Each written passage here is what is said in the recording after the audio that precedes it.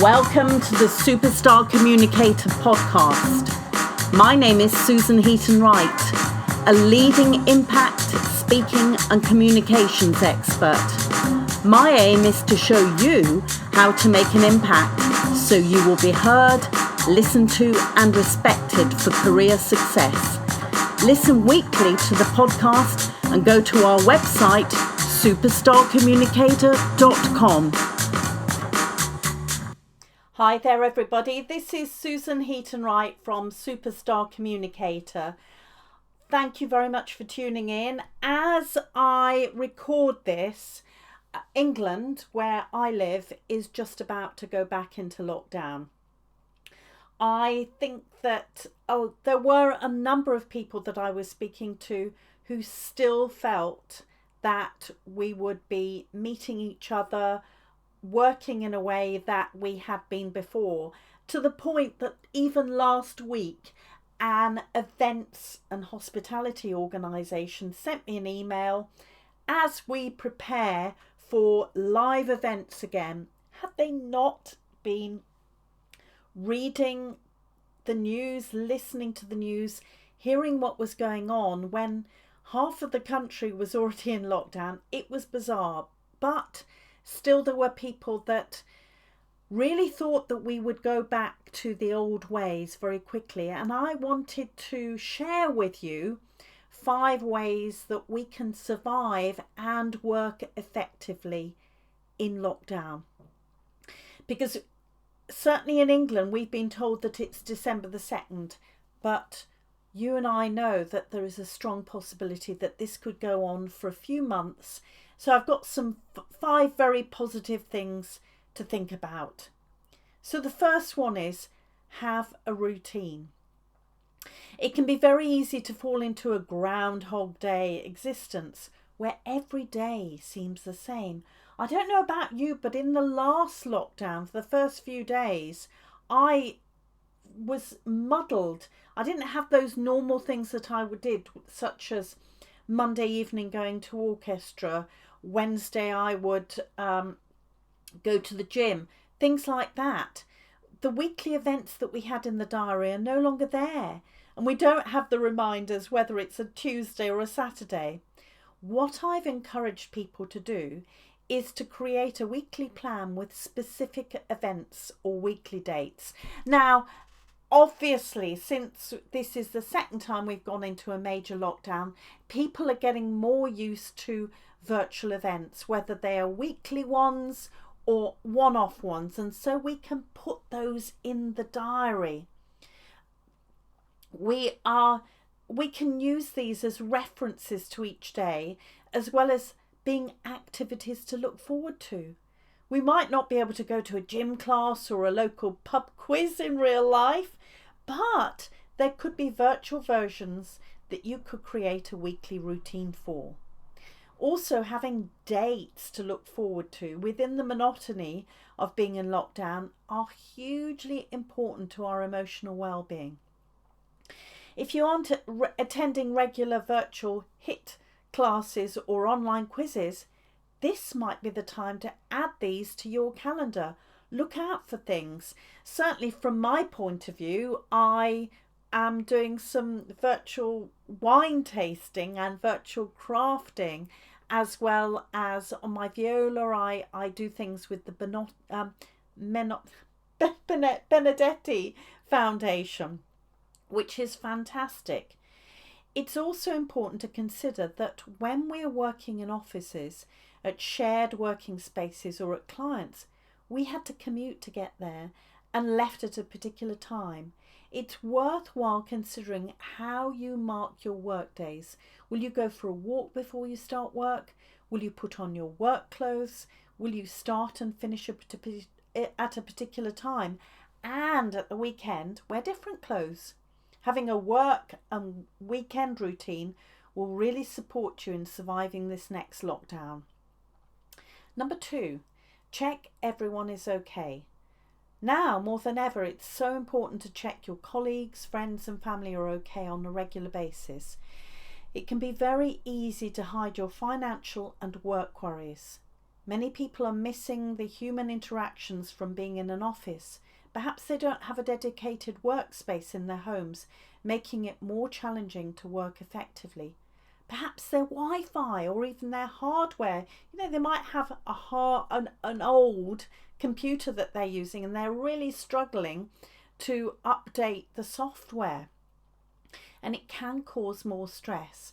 And certainly there was something in Facebook, somebody said, I'm really stressed because I just cannot understand how to use this software. Although I've been in the company for 20 years at a very senior level, my colleagues have said, oh, you'll get used to it. She was getting more and more stressed. I helped her with that. I didn't know her, but I wanted to reach out. There are people that silently are struggling. And if we check that they're okay and have a conversation where we're really listening to them rather than just a checklist, oh, I've asked them if they're okay, then it will make a real difference.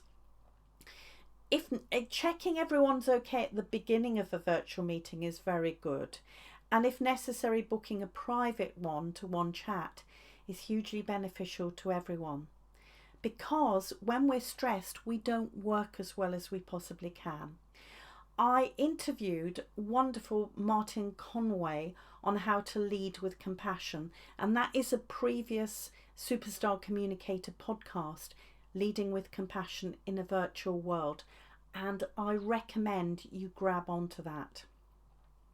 Number 3, build exercise into your day. When we're working in offices, there are natural times when we walk to the kitchen, to get our lunch, to speak to colleagues and teams in other departments, visiting clients. If you commute, walking to the station or even walking from the car park. Yet now we're in our homes, sitting down for long periods of time. Here are a few recommendations to ensure you have some exercise. Download an app reminder to exercise and stretch every hour. I use Workout Alerts, which is a free app to download. It reminds you to get up and stretch every hour, as well as moving from your screen for a few seconds. Number 2, take advantage of the 1 hour exercise rule outside. If it's cold, wrap up. If it's raining, have an umbrella. Get some exercise and fresh air. And as we are in lockdown, there are fewer cars, so the air is going to be fresher. Number 3, there are now plenty of online exercise classes available, as well as YouTube videos. One I find very useful is Lucy Wyndham-Reed's YouTube channel, with hundreds of exercise sessions for all levels. They include very short bursts of exercise to 20 to 30 minute exercises, and even walking ones that you're doing indoors if it's horrible weather. D, you now have the time to get your bike out and have a ride, or why not do the Couch to 5K challenge? This is a perfect excuse to get moving. Or E, you might consider getting a standing desk or a convertible one so you can stand at times, which is never a bad thing. So the next one is to have some balance in your life. It's very easy to get sucked into working all day and evening. Suddenly you realise that you haven't eaten, moved from your desk, and it's late evening. Your life is work with no play. More than ever, it's important to have some downtime. Whether it's rediscovering your passion for playing the guitar, baking, or even doing puzzles. Your hobbies and non-work related activities are equally important for your well-being. Here's permission from me to start or rediscover that hobby so you have some me time. And enjoy the weekends. Don't be tempted to do any work. And the last one is get off Zoom. Clients have been reporting to me that not only are their employees more stressed, but they're working more hours. Meetings and project management sessions where individuals would contribute to a mind mapping or problem solving session have been replaced by virtual calls. These can be long, not focused on outcomes, are frustrating for everyone involved and prevent anyone completing their own work. It's also very tiring to be on virtual calls all the time. Many of my clients complain that they have back-to-back virtual calls all day.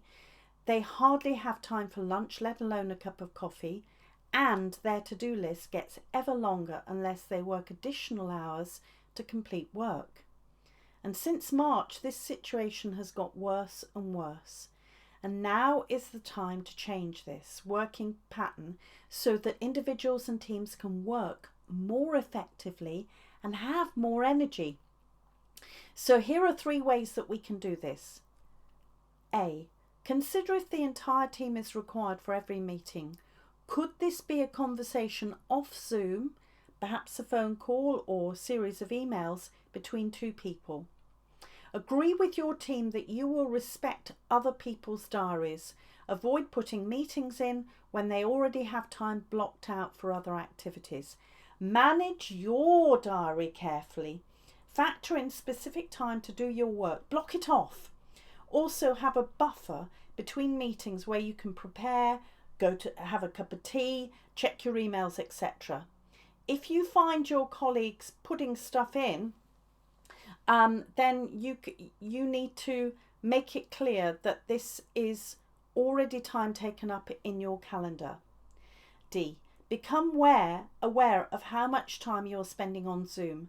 I use a Sectograph app, which again is free, which clearly records how much time I'm spending on each task. Highlighting the percentage of time you're on virtual meetings could be a clear way to ensure you have more balance in your work life, or that you need adjusting that. Keep well and safe in these incredible times, and if you're worried or concerned about anything, reach out and ask for help. And if you have any ideas of other topics that I can do or individuals that I can interview, please don't hesitate to contact me. So until next time, this is Susan Heaton-Wright from Superstar Communicator. You have been listening to the Superstar Communicator podcast. Don't forget to subscribe and review the podcast on iTunes and on apps. Please contact us if you want to discuss any topic, could suggest a topic for us to include, or a guest who could come onto the podcast. Go to superstarcommunicator.com.